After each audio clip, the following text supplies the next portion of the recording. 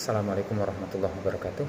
Bapak dosen yang kami hormati, juga teman-teman mahasiswa Fakultas Hukum, ya, Magister Hukum.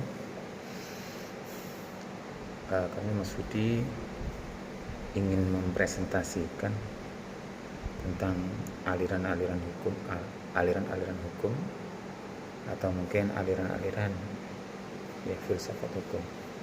Sebagaimana kita ketahui bahwa dengan perkembangan zaman, maka aliran-aliran hukum juga banyak mengalami perkembangan. Ya, di sini kami akan menyampaikan beberapa hal yang berkaitan dengan aliran-aliran hukum. Ya, yang pertama yaitu tentang aliran hukum alam, atau dalam bahasa Inggris sering disebut dengan istilah natural law. Ya, natural law. Ya, natural law.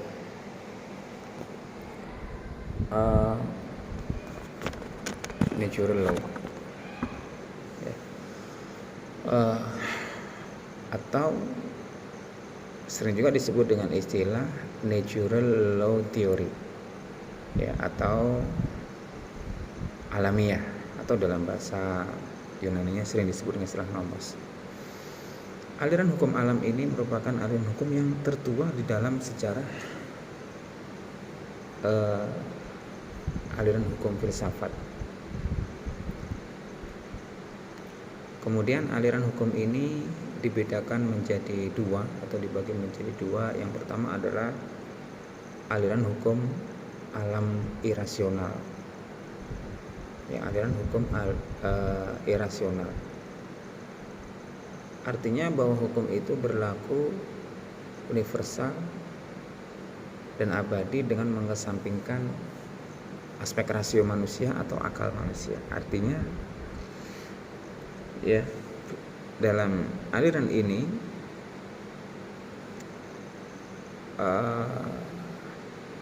akal itu sangat dikesampingkan, ya,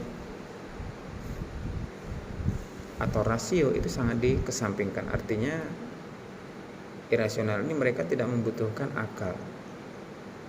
Ya. Di antara tokohnya adalah Thomas Aquinas. Kemudian yang kedua, aliran hukum alam rasional. Ya, hukum alam rasional.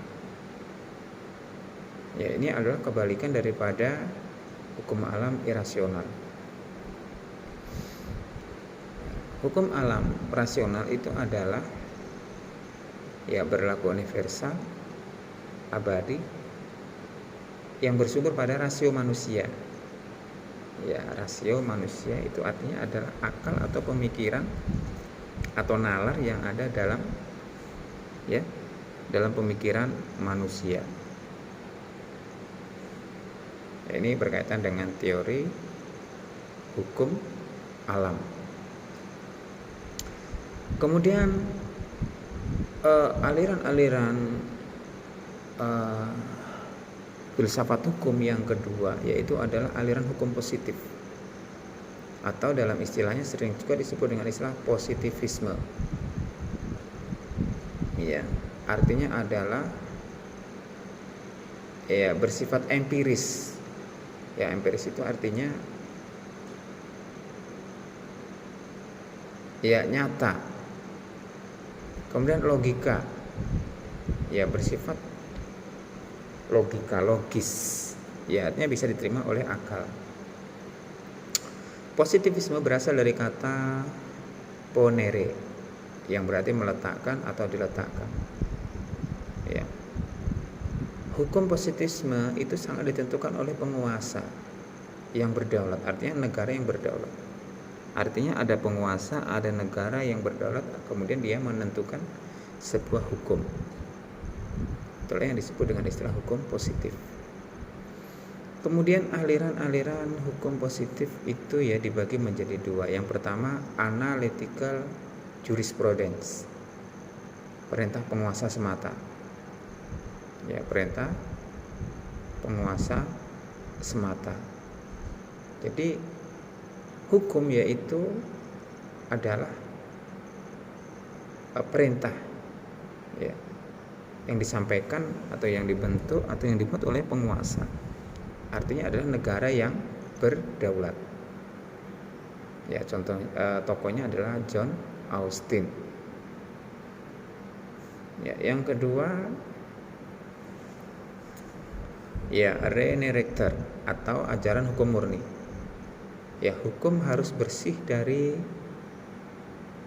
unsur-unsur non yuridis. Ya, jadi hukum itu tidak ada kaitannya dengan etika, dengan moral, tidak ada. Ya, maka ya itulah hukum yang dibuat oleh penguasa. Kemudian aliran filsafat hukum yang ketiga adalah aliran utilitarianisme.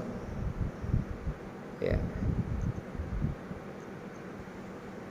Aliran ini mengatakan bahwa hukum itu ketika dia mampu memberikan kebahagiaan sebanyak-banyaknya kepada manusia atau masyarakat, ya, atau sering disebut dengan istilah teori kemanfaatan.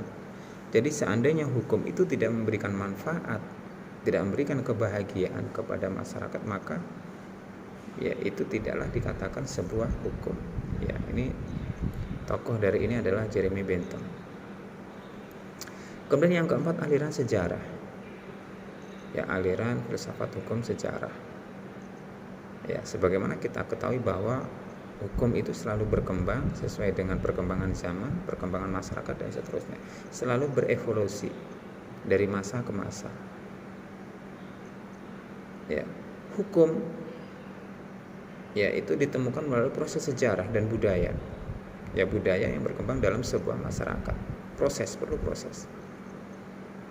Ya, dan abad ke-19 itu adalah abad munculnya ya atau tonggak lahirnya ide-ide ya aliran-aliran filsafat hukum. Seperti yang dikatakan oleh Frederick Alvarsek-Fichtner. Ya, hukum itu tidak dibuat tetapi lahir dan tumbuh berkembang bersama masyarakat. Jadi hukum itu sangat erat kaitannya dengan sejarah, pertama dengan perkembangan masyarakat, ya. Jadi itulah hukum. Ya. Kemudian yang kelima adalah aliran sociological jurisprudence. Ya. Ya, aliran ini mengatakan bahwa hukum adalah kenyataan sosial, ya, atau law in action. Ya, kenyataan sosial yaitu kenyataan atau hal-hal yang benar-benar terjadi yang ada di dalam masyarakat. Itulah ya hukum, ya aliran sociological jurisprudence.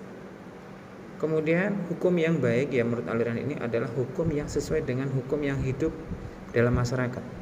Ya, hukum yang baik artinya adalah hukum yang hidup, yang berkembang, yang ada di dalam sebuah lingkungan masyarakat. Itulah ya menurut aliran sociological jurisprudence. Ya, tokohnya adalah Rescufford. Kemudian aliran realisme, aliran filsafat hukum realisme. Ya, aliran ini ya mengatakan bahwa hukum itu adalah realita atau kenyataan yang ada dalam sebuah masyarakat.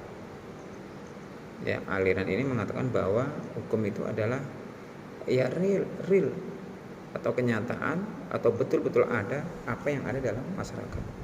Kemudian hukum ya menurut aliran ini tidak hanya tertulis dalam undang-undang, tetapi juga hukum diterapkan oleh hakim dan diinterpretasikan oleh masyarakat. Ya, tokohnya adalah John Chipman. Jadi menurut aliran ini bahwa hukum itu adalah sebuah realisme ya atau realite yang ada dalam sebuah kehidupan masyarakat. Kemudian yang ketujuh ya di antara aliran-aliran filsafat hukum yaitu ada aliran antropologis. Ya, aliran ini sering juga disebut dengan istilah ya the study of man.